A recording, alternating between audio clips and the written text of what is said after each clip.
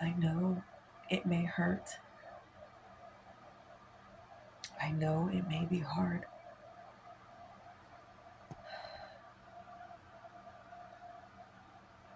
But sometimes God puts people in your life, in your path,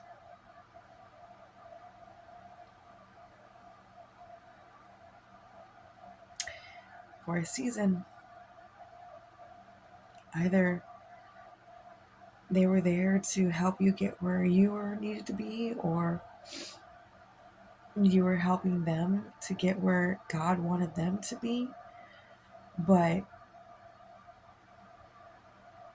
once you reach what God intended for the relationship or friendship, once you reach that desire, that goal that He wants, He may separate you guys. He may send your loved one in another path, another direction, so that He can work on them and so that you don't interfere. And it is not easy when these people are in your life for a good amount of time.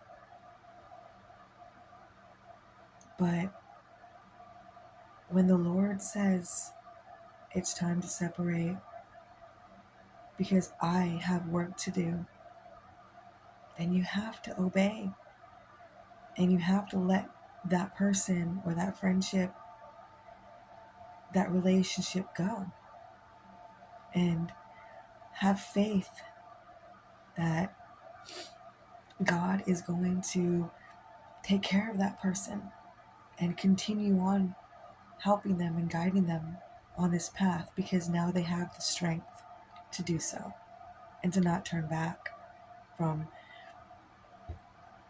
to what they used to. Basically a dog going back to its vomit. That person has come to the point where they don't want to go back to their vomit.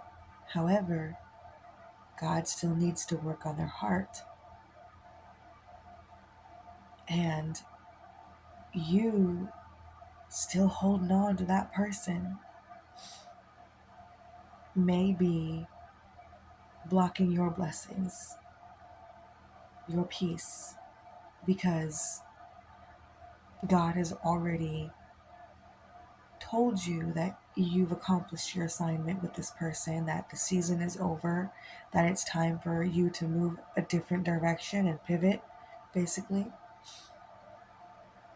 And a lot of us, our flesh is weak and we don't want to, because it hurts, because we don't know if that person is going to make it on their own without us. But that's where the trust in the Lord is at, because God brought you this far. He won't fail you. He won't forsake the other person. He's just letting you know that the season has ended. And even though we may have thought that, oh, it was for a lifetime, this person's supposed to be in my life for, the rest of my life until the day I die, but not always. Not always. Even parents and siblings and cousins and co-workers or best friends tend to need the separation from each other, because then they can grow on their own with the Lord, find their wings in Him, and not be enabled or by the other person or dependent, becoming codependent. So I pray for whoever is going through this, who sees that there needs to be a separation in a friendship, in a relationship, because you've gotten to a point where now your help is kind of backfiring and kind of having some issues. And that's the Lord. That's God telling you that I'm not going to allow you to enable someone whom I'm telling you to separate from, to allow me to do the work. And you focus on your peace and your other assignments.